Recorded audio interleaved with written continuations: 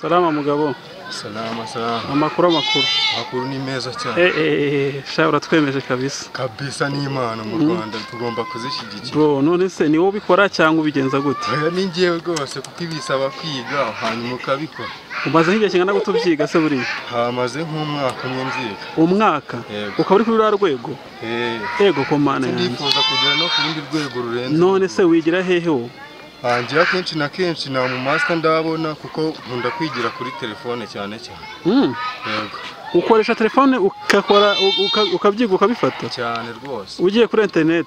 Kuri internet. Ugashaka abatipe babasha babizi bakagufasha. Niko bundi ibintu bikorwa niko mbigenza. None se nta gihe ujya ubasha kubona umuntu muhangana?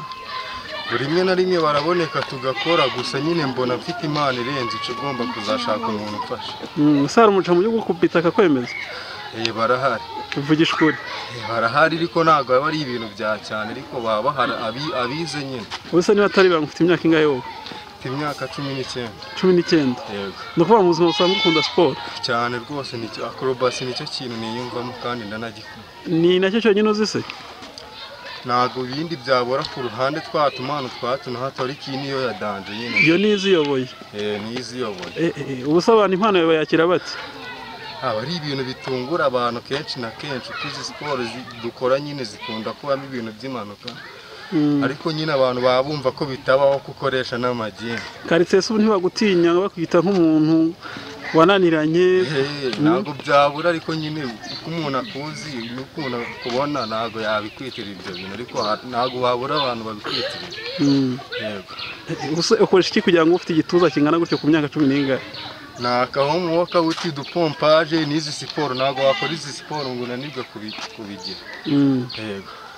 Okay. Shabra dutuguye kabisa ratwe turabibonye tuvuga ngo reka tubisangize abakurikirana Ndofeme TV. Kabisa courage kabisa courage.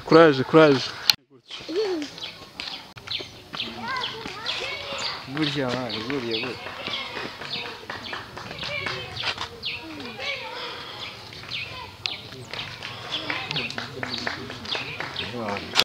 gutya.